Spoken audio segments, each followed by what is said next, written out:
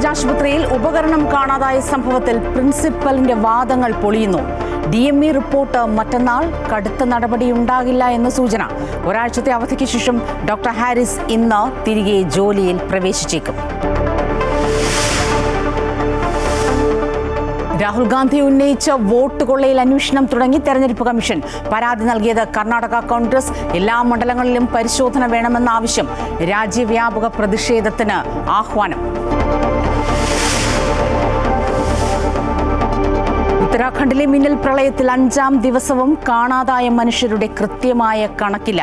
രക്ഷാപ്രവർത്തനം പുരോഗമിക്കുന്നു. ഗംഗോത്രിയിൽ കുടുങ്ങിയ മലയാളികളടക്കമുള്ള വിനോദസഞ്ചാരികളെ ഹെലികോപ്റ്ററിൽ സുരക്ഷിത സ്ഥലങ്ങളിലേക്ക് മാറ്റി. ഉത്തരകാശിയിൽ ഇന്ന് തീവ്ര മഴയ്ക്ക് സാധ്യതയെന്ന് മുന്നറിയിപ്പ്. യുക്രൈൻ റഷ്യ യുദ്ധം അവസാനിപ്പിക്കാൻ ചർച്ച. ഡൊണാൾഡ് ട്രംപ് വ്ളാഡിമിർ പുടിൻ കൂടിക്കാഴ്ച. 15-ന് ഗാസ പിടിച്ചെടുക്കാനുള്ള ഇസ്രയേൽ നീക്കം അപകടകരമെന്ന UN. ഇന്ന് അടിയന്തര സുരക്ഷാ കൗൺസിൽ യോഗം. ISLന് മുൻപ് സൂപ്പർ കപ്പ് എന്ന ആശയത്തിൽ തൃപ്തരല്ലാതെ ക്ലബ്ബുകൾ. അഖിലേന്ത്യാ ഫുട്ബോൾ ഫെഡറേഷൻ കോടതിയിൽ പോയില്ലെങ്കിൽ സ്വന്തം നിലയിൽ പോകുമെന്ന് ക്ലബ്ബുകൾ. ISL ആദ്യം നടത്തണമെന്ന് ആവശ്യം.